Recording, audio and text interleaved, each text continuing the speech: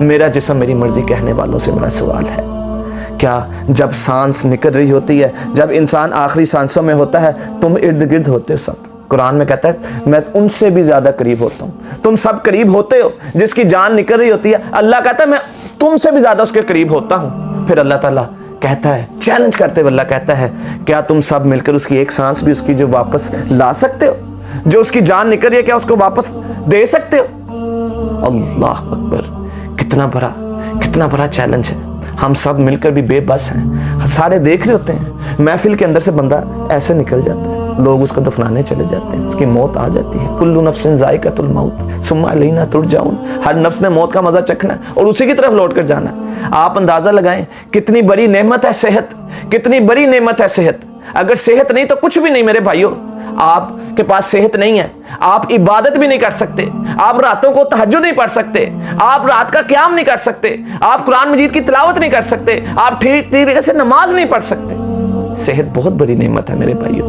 اب جو میرا اگلا بات جو میں اس موضوع کی کرنا چاہتا ہوں، کیا ہم اس صحت کو، ہم اس تندرستی کو اللہ کی راہ میں استعمال کر رہے ہیں یا اس کی نافرمانی میں استعمال کر رہے ہیں؟ اب میرا آپ سے ایک سوال ہے، جو اللہ آپ کو دیکھنے کے لیے آنکھ دے رہا ہے، سننے کے لیے کان دے رہا ہے، بولنے کے لیے زبان دے رہا ہے، پکڑنے کے لیے ہاتھ دے رہا ہے، چلنے کے لیے قدم دے رہا ہے، سوچنے کے لیے دماغ دے رہا ہے، اور آپ کو کتنے مزے کے کھانوں کے جو ذائقہ آتا ہے زبان کے ذریعے، آپ اس زبان سے بول بھی رہے ہیں، اس زبان سے ذائقہ بھی حاصل کر رہے ہیں۔ وہ جو اللہ آپ کو سب کچھ دے رہا ہے، آپ کے گردوں کی صفائی، جو خون کی صفائی گردوں کے ذریعے ہو رہی ہے وہ بھی آٹومیٹک ہے، فری آکسیجن بھی آٹومیٹک ہے، آپ کو خوراک بھی جو مل رہی ہے اس کو ہضم بھی وہ کر رہا ہے معدے کے ذریعے۔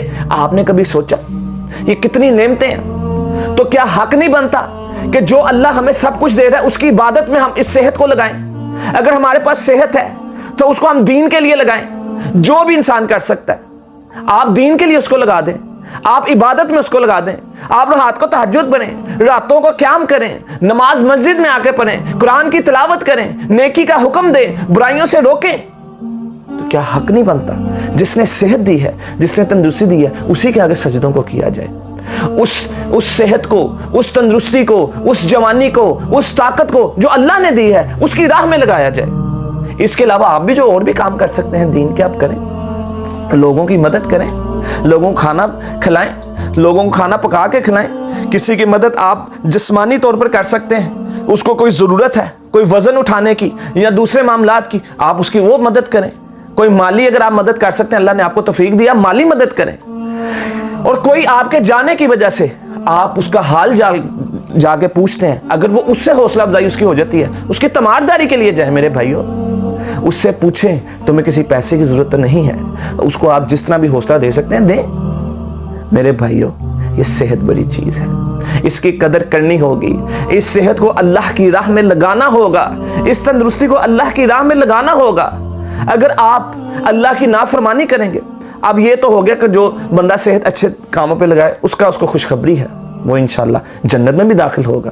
لیکن اب دوسری طرف آ جائیں، وہی بندہ جس کے پاس صحت ہے، اگر وہ اس جوانی کو، اس طاقت کو، اس صحت کو غلط استعمال کرتا ہے، اب غلط استعمال کوئی بھی ہو سکتا ہے، وہ اللہ کی نافرمانی کر رہا ہے، وہ زنا کر رہا ہے، وہ شرابیں پی رہا ہے، وہ اپنے طاقت کی وجہ سے لوگوں کے ساتھ زیادتیاں کر رہا ہے، لوگوں کے ساتھ دھوکے کر رہا ہے، لوگوں کے حصے، لوگوں کے حق جو ہے وہ ان کو نہیں دے رہا، لوگوں کی زمینوں پہ قبضہ کر رہا ہے یا ہاتھ سے اس کو تکلیف پہنچا رہا ہے۔ مسلمان تو وہ ہے جس کے ہاتھ اور زبان سے دوسرا مسلمان محفوظ رہے، پڑوسی کا جو حقوق ہے ان کا خیال کیا جائے، پڑوسی بھی آپ سے تنگ نہ آئے، اس طرح کی زندگی گزارنے کا حکم ہے۔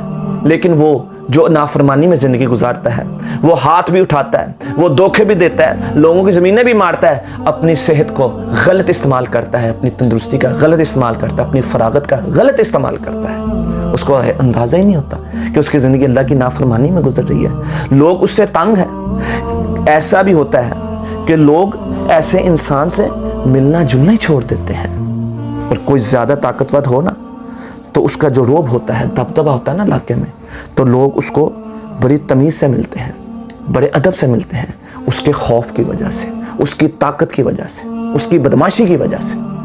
یہ کون سی عزت ہے؟ یہ کون سی عزت ہے؟ وَتُعِزُّ مَن تَشَاءُ وَتُذِلُّ مَن تَشَاءُ، وہی عزتیں دینے والا، وہی ذلتیں دینے والا۔ اصل عزت تو وہ ہے جو آسمانوں میں ہو، اللہ اکبر. جو اللہ دے ہو، اللہ دے رہا ہو، اور جن کی عزت آسمانوں پہ بھی ہوتی ہے نا، وہ زمین پہ چل رہے ہوتے ہیں نا، زمین میں چلنے والا بھی ان کی عزت کر رہے ہوتے ہیں، اور آسمانوں پہ بیٹھے ہوئے فرشتوں کی محفل میں بھی اس کا ذکر ہو رہا ہوتا ہے عزت کے ساتھ. یہ ہے اصل پروٹوکول، یہ ہے اصل ذلت. یہاں پہ بدماشی دکھا کر، اپنی طاقت کا مظاہرہ کر کر جھوٹی عزت جو لوگ کرتے ہیں اس کا کوئی فائدہ نہیں ہے. اپنی طاقت کا غلط استعمال کرنے والے بھائی، اپنے جسم کا، اپنی فراغت کا غلط استعمال کرنے والے بھائی، اس کام سے باز آ جائیں، اللہ سے ڈر جائیں. یہ جو جسم ہے اس میں ہماری مرضی نہیں چل سکتی. یہ جسم بھی اللہ کا دیا ہوا، اس پر حکم بھی اللہ کا چلے گا، اس پہ حکم بھی اللہ کا چلے گا. ہر انسان، آپ اندازہ لگا لیں، آپ اپنے پیٹ میں اگر آپ کو حاجت ہو جائے، آپ اس کو روک نہیں سکتے، آپ بھاگ جاتے ہیں. آپ اتنا بھی آپ کا اختیار نہیں ہے کہ آپ اپنے پیٹ کی درد کو روک لیں اور آپ اپنے حاجت کو روک لیں. آپ کے پاس اتنا بھی اختیار نہیں ہے. تو ہم یہ کیسے کہہ سکتے ہیں میرا جسم میری مرضی؟ میرے بھائیوں، نہیں، یہ جسم بھی اللہ کا دیا ہوا، یہ صحت بھی اللہ کی دی ہوئی ہے، یہ تندرستی بھی دی ہوئی ہے، اللہ کی دی ہوئی ہے، اور اس پہ مرضی بھی اللہ کی چلے گی. اگر آپ اللہ کے حکم کے مطابق اپنے جسم کو، اپنی صحت کا استعمال کریں گے تو دیکھ لیجئے گا آپ کی زندگی جو ہے وہ آسانیوں میں بدل جائے گی، سکون میں بدل جائے گی. لیکن اگر آپ اس کا غلط استعمال کریں گے تو دیکھیے گا میرے بھائیو، اس کا نتیجہ بہت خراب ہے. اللہ تعالیٰ سے دعا، اللہ تعالیٰ ہم سب کو صحت والی زندگی عطا فرمائے. سبحان ربک رب العزت عما یصفون، والسلام علی المرسلین، والحمد للہ رب العالمین.